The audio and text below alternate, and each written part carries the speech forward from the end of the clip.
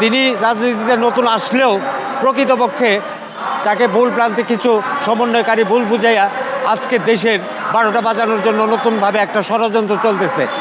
বৈষম্য বিরোধী ছাত্র আন্দোলনরা যেভাবে একজন স্বৈরাচারী সরকারকে হটিয়ে একজন ভালো মনের উপদেষ্টা পরিষদ নির্বাচন করছেন ডক্টর মোহাম্মদ ইউনূস সাহেব, যেটা আমাদের প্রথমেই কাম্য ছিল।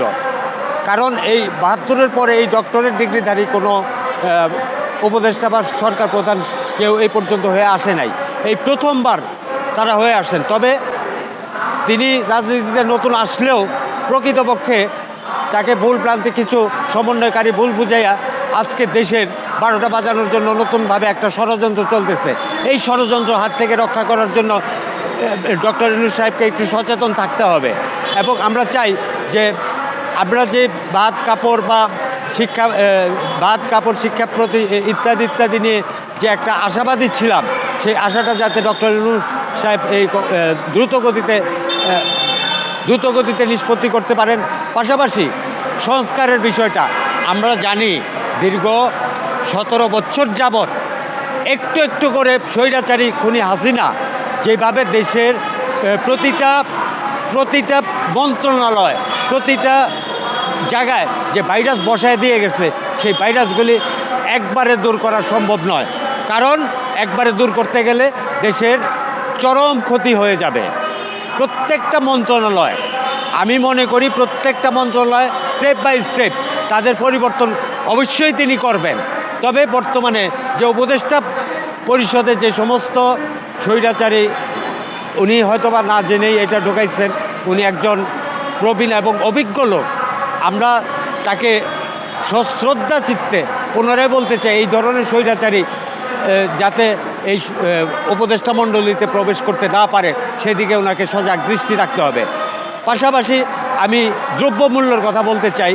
দ্রব্যমূল্য ঊর্ধ্বগতি, এর প্রধান কারণ হচ্ছে দেশে সিন্ডিকেটটা এখনও ধ্বংস হয়নি। আমি জানি এই সিন্ডিকেটটা ধ্বংস করতে হলে একটু সময় লাগবে, তারপরেও যত দ্রুত সম্ভব জনগণের মাঝে খাদ্য, বস্ত্র, শিক্ষা, বাসস্থান অবশ্যই পরিবর্তন করতে হবে। বিগত কোনো এক সরকার খাদ্যের অভাবটা পূরণ করার জন্য আপ্রাণ চেষ্টা করছিলেন। এখন আমি মনে করি যে তিনিও একই পদক্ষেপ নেবেন। প্রথমে মানুষের মাঝে খাদ্য, বস্ত্র, শিক্ষা, বাসস্থান এবং দ্রব্যমূল্য ঊর্ধ্বগতি, এই জিনিসটা খুব দ্রুত এইটা নিষ্পত্তি করবেন এবং সিন্ডিকেটটা ধ্বংস করে দেবেন, এইটাই আমরা আশা করি। হাসিনা একটা ভাইরাস ছিল, কারণ 1971 সালে স্বাধীনতার সময় শেখ মুজিবুর রহমান কোথায় ছিলেন? করাচিতে, উনি কারাগারে ছিলেন। ওই সময় এই যুদ্ধের নেতৃত্ব দিয়েছিলেন এবং ঘোষণা দিয়েছিলেন মেজর জেনারেল জিয়াউর রহমান, বীর মুক্তিযোদ্ধা মেজর জেনারেল জিয়াউর রহমান।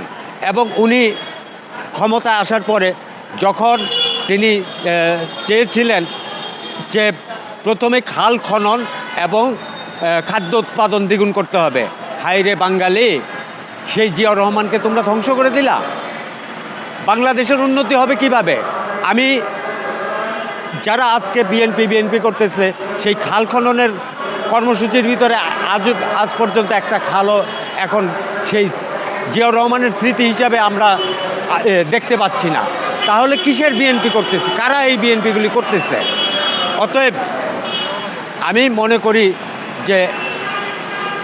মনে করি যে বর্তমানে যে ডক্টর ইউনূস সাহেব অন্তত এই জিয়াউর রহমান সাহেবের মতো এই ভুলটি করবেন না।